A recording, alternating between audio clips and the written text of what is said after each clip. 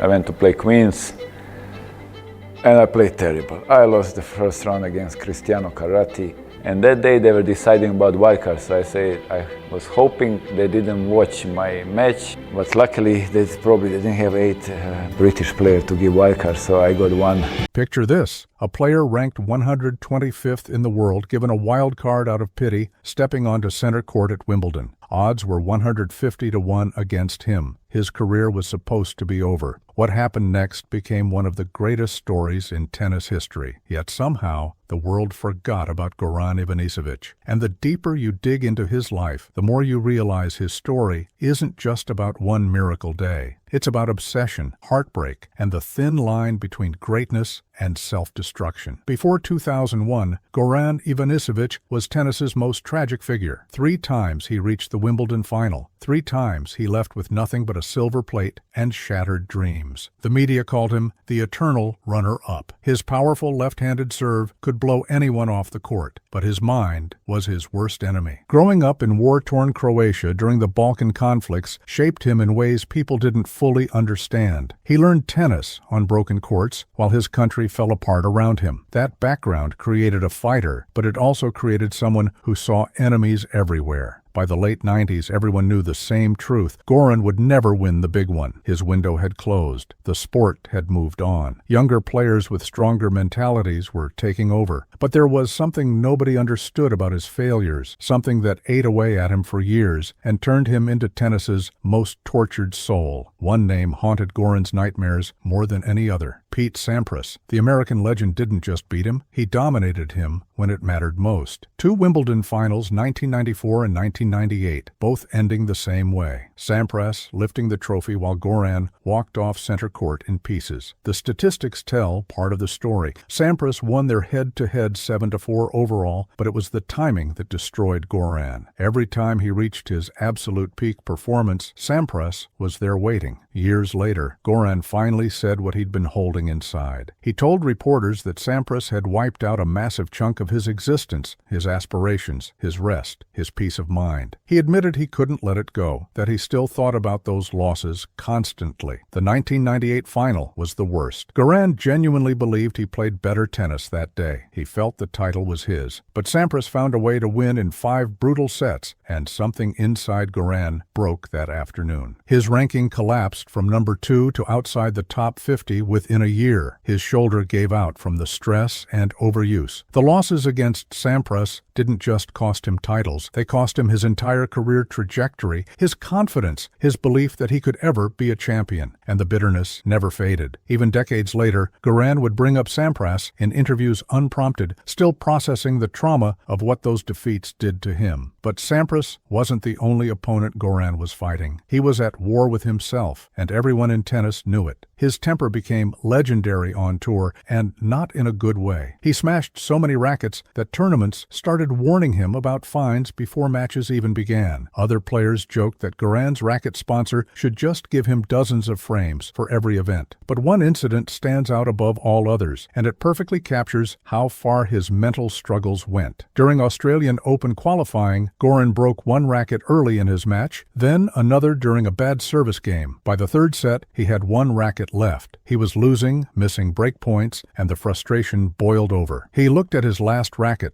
the only one he had to finish the match, thought about it for a second, then said, "Forget it," and destroyed it anyway. The referee walked over completely confused. This had never happened before in tennis history. There was no rule for a player with no equipment. Tournament officials scrambled to figure out what to do. Could they force him to use a borrowed racket? Goran refused. He said he'd rather lose than play with someone else's frame. He forfeited the match right there and walked off, leaving everyone stunned. But the meltdowns went beyond rackets and went into genuinely dark territory. He once said he played every match against 5 opponents: the umpire, the crowd, the ball boys, the court, and himself. Rain delays were God punishing him specifically. Line calls were conspiracies orchestrated against him. He believed the tennis establishment wanted him to fail. During matches, he would talk to himself in multiple voices, having full conversations on court. He later revealed he had split personalities during competition. Good Goran, Bad Goran, and Emergency Goran. Each one took control at different moments. Sports psychologists who worked with him described it as one of the most extreme cases of mental fragmentation they'd ever seen in professional sports. During the 2001 Wimbledon final, even in his moment of glory, he screamed slurs at officials after a foot fault call. The darkness was always there, lurking beneath every shot, waiting to sabotage him. By early 2001, Goran had hit rock bottom in every way possible. His ranking dropped to 125th after a series of first-round losses. His shoulder was wrecked from years of serving bombs at 130 miles per hour with terrible mechanics. He couldn't lift his arm after matches. Doctors told him he needed surgery that would end his career. Financial problems piled up back home in Croatia. His company, which invested in real estate during a terrible market, went bankrupt. The man who once reached number 2 in the world and earned millions was thinking about quitting tennis altogether just to deal with his business mess. He wasn't even ranked high enough to enter Wimbledon automatically. Most players in his position would have accepted reality and retired. They would have taken the money from exhibition matches and faded away. But Wimbledon officials remembered what he'd done at their tournament: 3 finals, multiple epic matches that defined an era. The crowd loved him despite his outbursts, or maybe because of them. They gave him a wild card, a courtesy invitation that nobody expected him to use well. It was almost a pity gesture, a way to let a broken champion have one last moment before disappearing. Goran was 29 years old, broken down physically and mentally, and completely out of options. This was his last shot, and absolutely no one gave him a chance. The bookmakers set his odds at 150 to 1. British papers ran stories about wild card wastes. A ball boy had a better shot at winning Wimbledon than Goran Ivanisevic. His own coach wasn't even sure they should bother making the trip, or so they thought. Then something impossible started happening, and it caught the entire tennis world off guard. Goran began winning. First round against Fredrik Janssen, straight sets. His serve looked sharper than it had in years. Second round, he took down Carlos Moya, the 10th seed and former French Open champion. Moya had no answers for Goran's left-handed bombs. The tennis world started paying attention. Was this a fluke, or was something real happening? Third round, he beat rising American star Andy Roddick, who was supposed to be the future of tennis. Roddick later said facing Goran that day felt like standing in front of a firing squad. Fourth round, Greg Rusedski, another big server, couldn't handle the pace. Goran was hitting serves Rusedski couldn't even see properly. Quarterfinals brought the ultimate test. World number 3 Marat Safin, the defending U.S. Open champion and one of the most talented players of his generation. Everyone expected Safin to end the fairy tale. Instead, Goran destroyed him in straight sets. Safin looked shell-shocked afterward, telling reporters he'd never seen anyone serve like that. Suddenly, this wild card nobody believed in was in the semi-finals, and his opponent was Britain's Tim Henman, the home favorite, in front of a desperate British crowd that hadn't seen a finalist since 1938. The pressure was suffocating. Henman won the first set. Goran took the second. Henman won the third. Then, in the fourth set, Goran fell apart. He lost 6-0 in 15 minutes, looking like the old broken version of himself. He screamed at his box. He smashed rackets. He looked finished. Then the British weather, which Goran had blamed for years of bad luck and conspiracy, finally worked in his favor for once. Rain stopped play with Henman serving for the match in the fourth set. They came back the next day, and something had changed. Goran was calm, focused, like a different person had shown up. He won the fourth set tiebreak. More rain delays. The match stretched across 3 days, Friday to Sunday. By the time Sunday arrived, Goran had found something deep inside himself that everyone thought was gone. He won the fifth set and crushed British dreams in the process. The British crowd, devastated, still gave him a standing ovation. They recognized they'd witnessed something special. A Monday final was set, the first in 115 years of Wimbledon history, and Goran's opponent was Patrick Rafter, the world number 3, 2-time U.S. Open champion and clear favorite. People's Monday became one of the most electric days in Wimbledon history, and everyone who was there says nothing has matched it since. Thousands of tickets were released to the general public after corporate hospitality couldn't fill seats on a workday. Center court was packed with Croatian flags and Goran supporters who'd traveled across Europe overnight. British fans who'd lost their Henman dream now backed Goran. This wasn't just a tennis match anymore. It was a fairy tale on the edge of either coming true or ending in the most heartbreaking way possible. Goran's father, who'd just had heart surgery 2 weeks earlier, was in the player's box against doctor's orders. His mother refused to watch, praying at home. The match itself was pure drama from the first point. Rafter took the first set in a tiebreak. Goran won the second. Rafter took the third. Goran fought back to win the fourth. Everything came down to the fifth set, and at that point, both players were running on pure emotion and adrenaline. The tennis was incredible. Long rallies, impossible gets. Serves clocking over 130 miles per hour. Goran broke Rafter's serve to go up 7-6, then held to serve for the championship at 8-7. The tension was suffocating. His entire life, all the finals he'd lost, all the demons he'd fought, all the times he'd destroyed himself mentally, came down to one service game. Rafter fought back with everything he had, saving 3 match points. The crowd was standing for every point. On the 4th match point, Rafter's return hit the net. The ball dropped. For a second, nobody moved. Then Goran fell to his knees, sobbing. His team rushed onto the court. His coach was crying. His father, chest pains and all, was jumping up and down. After 3 crushing defeats in Wimbledon finals, after his career fell apart, after his body broke down, after everyone wrote him off as mentally weak, he'd done it. The only wild card in history to win a men's Grand Slam. 2 days later, 150,000 people filled the harbor in Split to welcome him home. The entire city shut down. Goran stripped off his clothes and jumped into the sea while thousands cheered. He'd finally beaten his demons and fulfilled the dream he'd been chasing since childhood. Or had he? That Wimbledon title was the last tournament Goran ever won. He tried coming back the following year, believing he could build on his success. Instead, reality set in hard. His shoulder couldn't take the punishment anymore. Doctors said the joint was permanently damaged from decades of abuse. He tried different serving motions, lighter rackets, reduced schedules. Nothing worked. By 2003, he could barely practice without pain. He retired in 2004 at just 32 years old, with 1 Grand Slam title and a career that felt both legendary and incomplete. His post-playing life was messy in ways that shocked people who thought his Wimbledon win had fixed him. His businesses collapsed one after another. His real estate company went under with over $1 million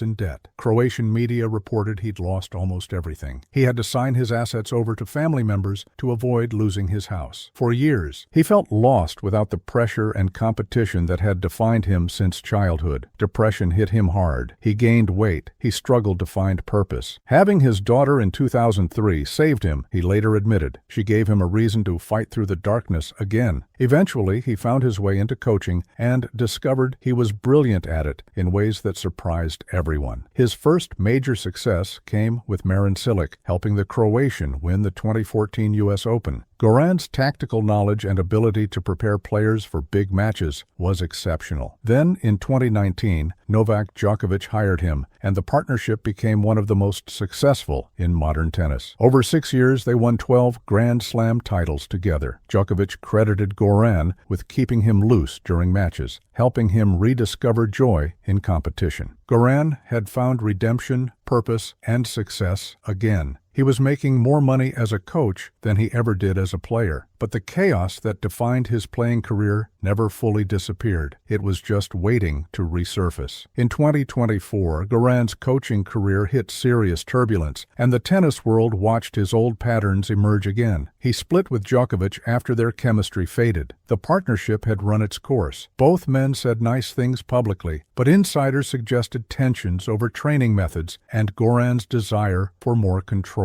Then Goran briefly worked with Elena Rybakina, the 2022 Wimbledon champion. Everyone expected great things. Instead, the partnership ended after just 1 month in spectacular fashion. Reports surfaced that Goran was blindsided when Rybakina tried to rehire her previous coach, who was under investigation by the WTA for emotional abuse allegations. Goran found out through media reports. He called the situation strange and sad in interviews. He didn't want to be part of off-court drama anymore, he said, and felt disrespected by how it ended. Then came Stefanos Stefanos Tsitsipas, and this partnership became a full-blown public disaster. Their relationship lasted only 2 months before imploding. Goran blasted Tsitsipas in the media afterward, saying he'd never seen a more unprepared player in his life. He said Tsitsipas was 3 times less fit than him, despite Goran having a bad knee and being decades older. He questioned Tsitsipas's work ethic and commitment. Tsitsipas fired back hard, calling Goran a dictator who made him feel like he wasn't part of a family. He said Goran's methods were outdated and his personality impossible to work with. The tennis world watched another Ivanisevic partnership implode in dramatic fashion. His brilliance as a coach was undeniable. 12 Grand Slams with Djokovic proved that. But so was his explosive personality and inability to control himself when things went wrong. Some things never change, no matter how much success you achieve. Recently, Goran made headlines again with shocking comments about mental health in tennis that revealed he's still processing his own struggles. He told reporters that the sport has become a madhouse and that every player is on antidepressants. He said the pressure is worse than ever, that social media destroyed any privacy players have, and that the tour doesn't care about mental health despite claiming otherwise. Coming from someone who battled his own demons throughout his career, the statement carried serious weight. He watched his own mental struggles play out on court for years: the persecution complex, the rage, the self-sabotage, the multiple personalities he created just to cope with pressure. Now he sees a new generation fighting similar battles, but with the added pressure of constant public scrutiny and online hate. His words were raw and honest, just like the man himself has always been. Goran never learned to hide what he was feeling, never developed the media polish other champions have. That authenticity made him one of tennis's most compelling figures throughout his career. It also made him one of its most troubled and controversial. Fans either loved him completely or couldn't stand him. There was no middle ground with Goran Ivanisevic. Goran Ivanisevic's story should be remembered as one of sport's all-time great comebacks. A broken-down wildcard winning Wimbledon at 150-to-1 odds is the stuff of legend. Hollywood couldn't write a better script. But his story is so much more than that one Monday in July 2001. It's about a man who spent his entire career fighting everyone and everything, including himself. A player whose talent was matched only by his demons. A champion who found glory at his absolute lowest point, then watched it all slip away again almost immediately. Someone who achieved the impossible dream, but couldn't hold on to the happiness it brought. And a coach whose brilliance is constantly undermined by the same chaos that defined his playing days. The world forgot about Goran Ivanisevic in the years after his Wimbledon miracle, but maybe that's because his story was never really about the triumph. It was about the battle that never ends, the demons that don't disappear just because you win a trophy. And after everything he's been through, the wars, the losses, the mental breakdowns, the bankruptcies, the moment of glory, the fall back to earth, you have to wonder, did winning Wimbledon save him, or was it just one bright moment in a life defined by darkness? The answer might be more complicated than anyone wants to admit, because Goran Ivanisevic is still fighting, still explosive, still unable to find peace. Some people are just built that way, and maybe that's exactly what made him capable of pulling off the impossible when everyone else had given up.